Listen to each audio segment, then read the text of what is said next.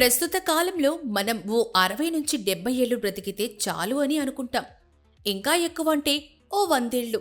అప్పటికి బతుకుంటే మహా ఎక్కువ.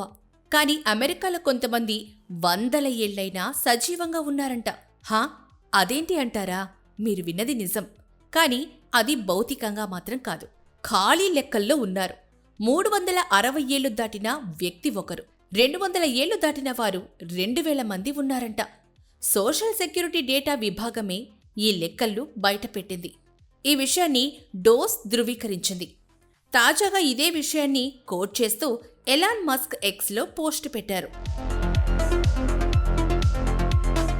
ఇలా వయసు ఎక్కువగా ఉండి భౌతికంగా లేనివారి సంఖ్య దాదాపు 1 కోటికి పైగానే ఉన్నట్లు సోషల్ సెక్యూరిటీ అర్హుల జాబితా చెబుతోంది. నిజానికి ఈ లెక్క అమెరికాలోని పౌరుల కంటే ఎక్కువగా ఉందని సోషల్ సెక్యూరిటీ సంస్థ చెబుతోంది. అయితే ఇది చాలా పెద్ద మోసమని తెలిపింది.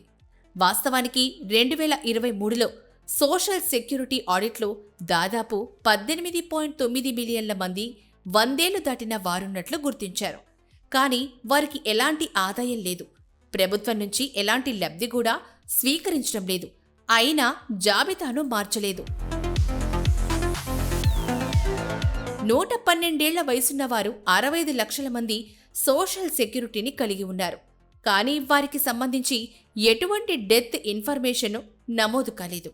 వీరంతా ఎలక్ట్రానిక్ డెత్ ఇన్ఫర్మేషన్ నమోదు వ్యవస్థ రాకముందే ప్రాణాలు కోల్పోయారు. నిజానికి ఈ లెక్కల ప్రకారం అమెరికాలో కేవలం 35 మంది మాత్రమే ఉన్నారు. ఇక 100 ఏళ్లు దాటిన వృద్ధుల సంఖ్య కేవలం 86,000 మంది మాత్రమే ఉన్నారు. అమెరికాలో ట్రెజరీ డిపార్ట్మెంట్ నుంచి చెల్లించిన $4.7 ట్రిలియన్ అంటే మన కరెన్సీలో 4 కోట్ల కోట్లకు ట్రెజరీ అకౌంట్ సింబల్ లేదు. అంటే ఆ డబ్బు ఏమైందో తెలియదని డోస్ అధిపతి ఎలాన్ మస్క్ తెలిపారు. దీంతో ఆ నిధులు ఎటు వెళ్లాయో గుర్తించడం చాలా కష్టమని అన్నారు. వాస్తవానికి ఈ కోడ్ వాడటం ఇప్పటి వరకు ఆప్షనల్గా ఉండేదని మస్క్ అన్నారు. కానీ ఇక నుంచి టాస్ కోడ్ వాడటం డోస్ తప్పనిసరి చేసినట్లుగా మస్క్ ఎక్స్ వేదికగా వెల్లడించారు. ఇటీవలే ట్రంప్ కార్యవర్గం మస్క్ నేతృత్వంలోని డోస్కు ట్రెజరీ డిపార్ట్మెంట్ సమాచారం చూసేందుకు యాక్సెస్ ఇచ్చిన విషయం తెలిసింది.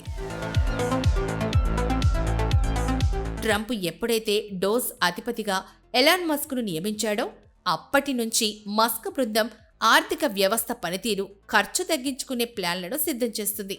రానున్న రోజుల్లో ఇలాంటి వాటిని చాలా వరకు తగ్గించాలని చూస్తుంది.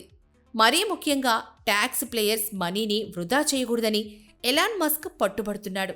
దీంతో మరికొన్ని రోజుల్లో మరిన్ని మార్పులు వచ్చే అవకాశం ఉన్నట్లు తెలుస్తోంది.